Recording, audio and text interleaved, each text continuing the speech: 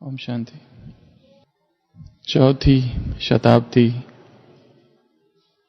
एक छोटा सा बालक गुरुकुल जाता है और वहां के जो गुरु है उनसे कहता है कि मैं इस गुरुकुल में भर्ती होना चाहता हूं। यहां जो शिक्षा दी जाती है वो लेना चाहता हूं।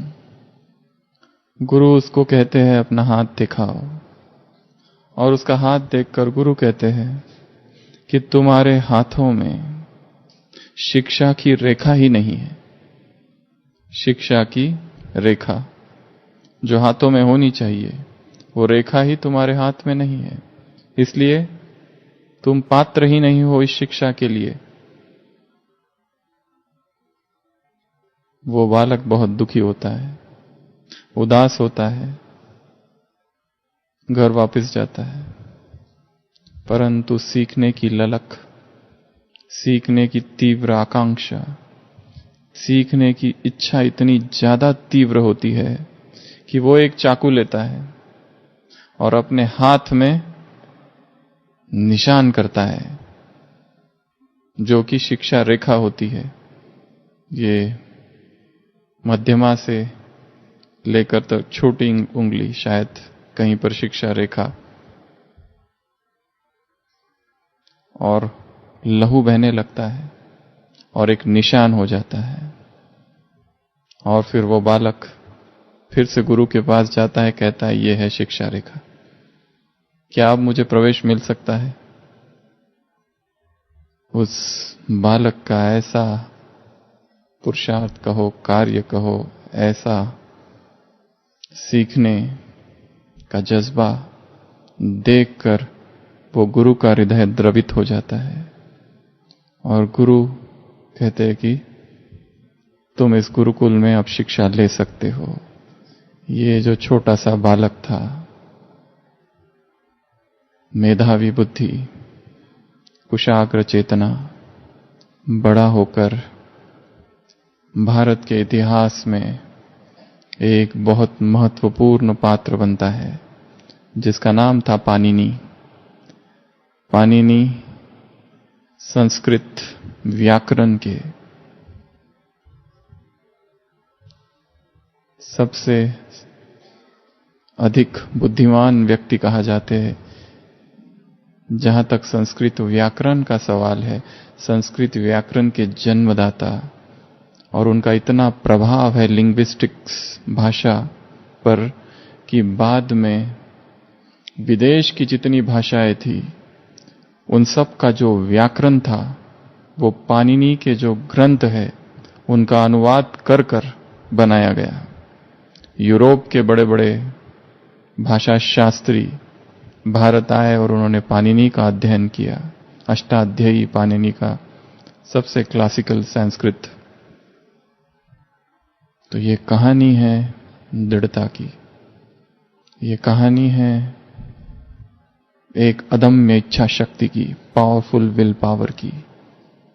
ये कहानी है कि यदि कोई व्यक्ति चाहे तो कुछ भी कर सकता है। ऐसा इस संसार में, इस कायनात में कुछ नहीं जो हम चाहे और वो न हो, कुछ भी।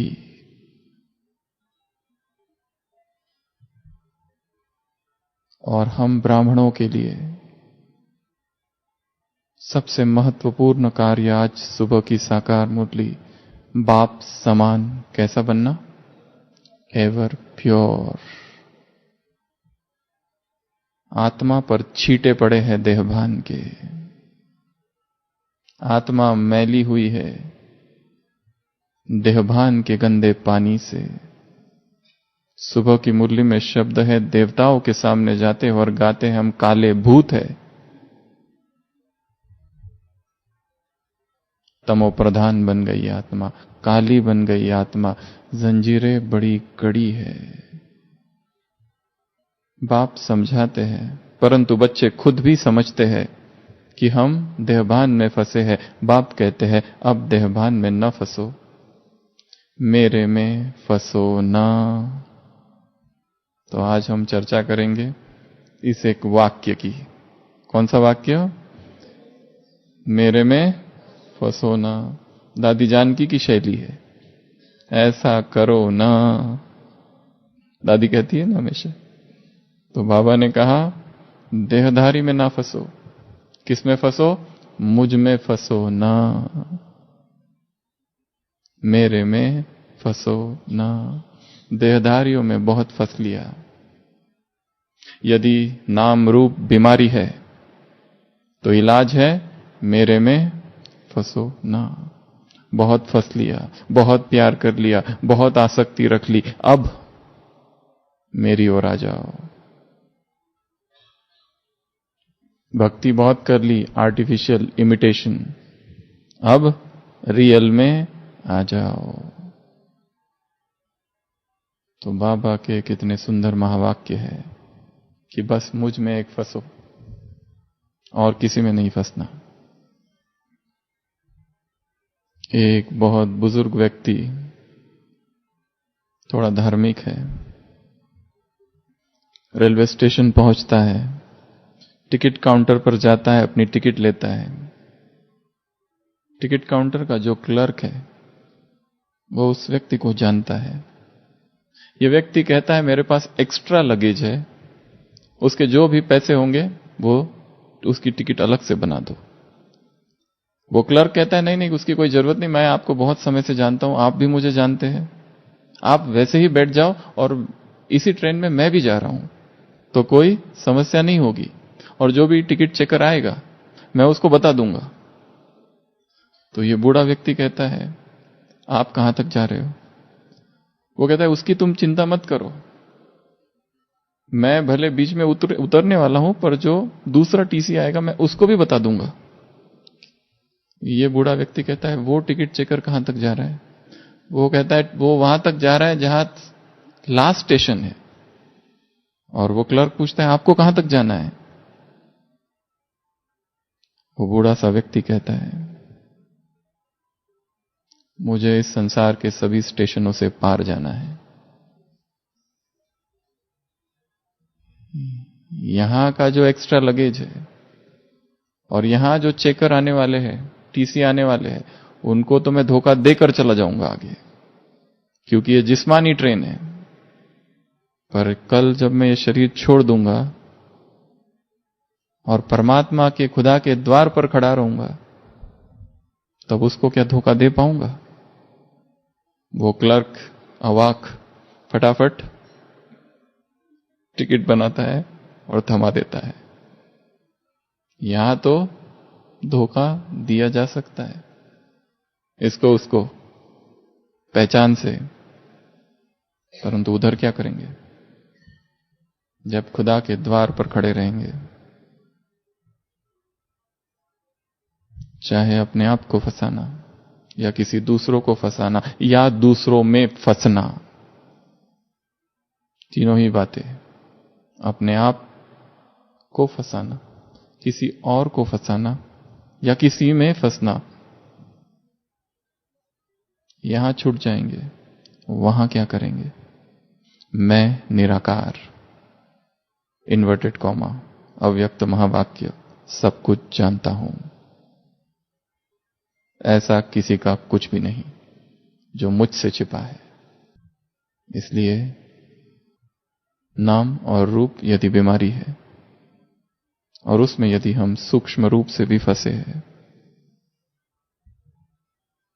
तो इलाज एक ही है, मुझ में फंसो ना।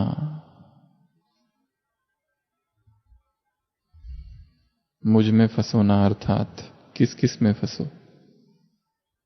ऐसी 8 बातें हैं जिसमें फंसना है। मुझ में अर्थात किस में? भगवान कह रहा है मुझ में फंसो।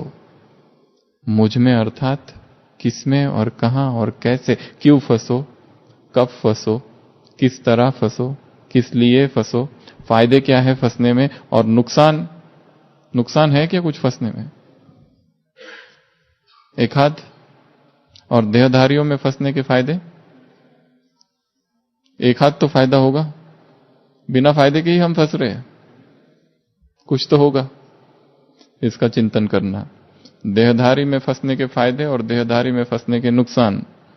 भगवान में फंसने के फायदे, अगर नुकसान कहीं हो उसका भी चिंतन करना।